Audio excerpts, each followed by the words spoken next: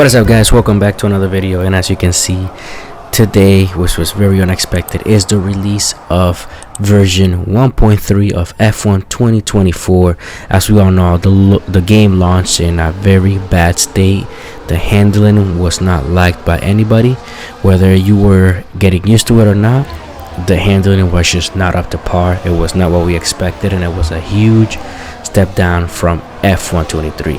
So as you see here on the screen, we have an actual statement presented and what's gonna be in this update that launched today in F1 2024. So we're gonna go over it real quick, and it states we have made significant updates to our physics text this year and it's set up for long-term advancement and handling. So it seems like they are thinking long-term, which is, I believe, very important.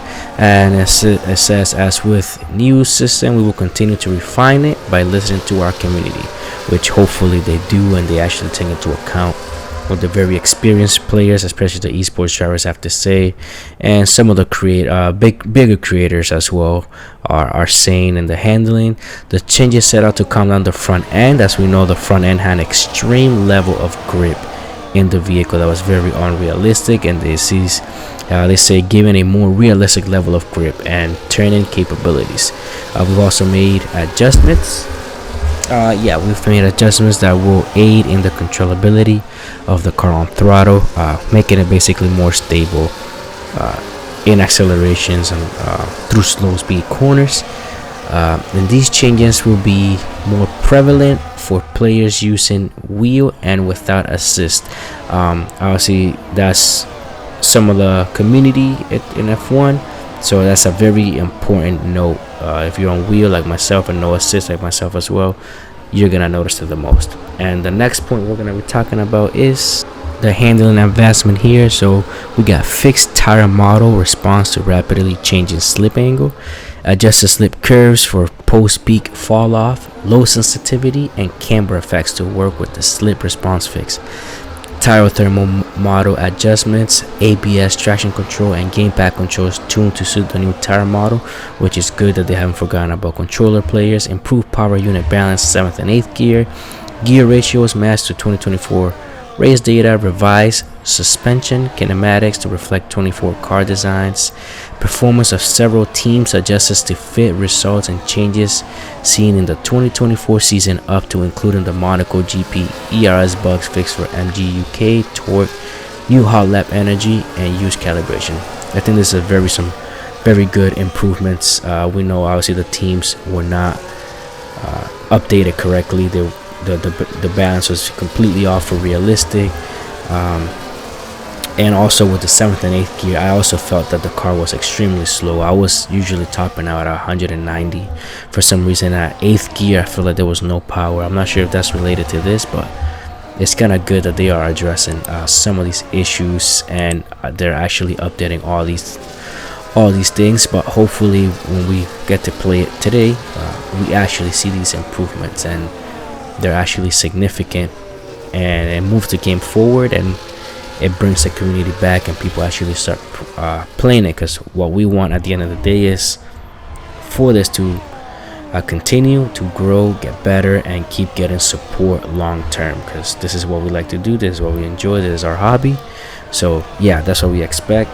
And the next subject is going to be other changes and bug fixes they did. So they retuned the AI to accommodate for the new handling changes. They wiped all the leaderboards. Of course, expected, have done that in the past. Trophies can be added to the trophy cabin. I actually tried and didn't let me, so I'm good that they addressed that. I didn't know it was a bug, so that's good to know. Fixed an issue with a strong relations achievement. If you like achievements pertains for you, I don't care for achievements myself. ERS battery will no longer drain after the per lap usage limit has been reached. Very important. Added the ability to tab directly between goal vendors in F1 World.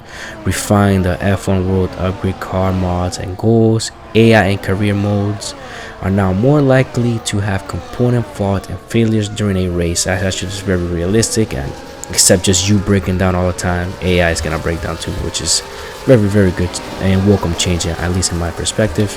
And improved ray tracing reflection quality. These are some really good quality of life improvements, I believe. But again, hopefully things that we notice and keep improving the game. So so far it's looking good. It sounds very good, and hopefully there's a lot more to come.